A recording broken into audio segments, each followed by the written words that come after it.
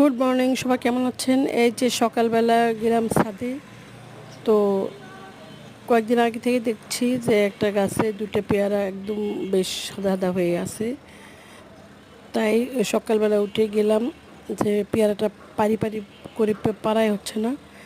তো আজকে ভাবলাম পেরিয়ে নিয়ে আসি। আর সারা রাত বৃষ্টি হয়েছে, গাছ একদম সবুজ হয়ে আছে, সেই সুন্দর হয়ে গেছে গাছ। ছাদের গাছগুলো এগুলো সব ধুলে পড়েছিল। তো তারপর দেখি এই যে কিছু মালবেরি পেকে গেছে। তো ওইটা আমার ছোট মেয়েটা খুব পছন্দ করে, এর জন্য ওর জন্য ভাবলাম কিছু নিয়ে আসি।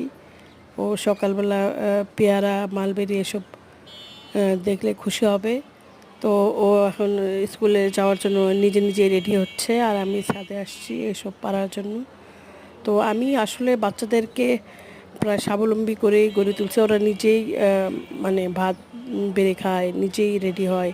এখনকার অনেক মায়েরা আছে যারা পুতু পুতু করে বাচ্চা মানুষ করে, মানে বাচ্চাদেরকে রেডি করে দেয়, বই গুছিয়ে দেয়, পারে না তো লিখিয়ে দেয়, তো ভাত খাওয়ায় দেয়। আমি এমন করি না। আমি আমার বাচ্চাকে, আমার স্বামীকে, এদের সবাইকে, আমার মানে পুরো পরিবারকে স্বাবলম্বী করেছি। কারণ অনেকে মনে করে যে হচ্ছে স্ত্রীর উপর ডিপেন্ডেন্ট হওয়া বা মায়ের উপর ডিপেন্ডেন্ট হওয়া উচিত। তাতে মা বা স্ত্রী কখনো না থাকলে তারা অভাব অনুভব করবে।